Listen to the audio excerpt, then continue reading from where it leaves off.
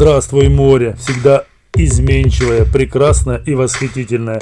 И не налюбоваться тобой невозможно, как и выспаться впрок. Морем можно восхищаться всегда.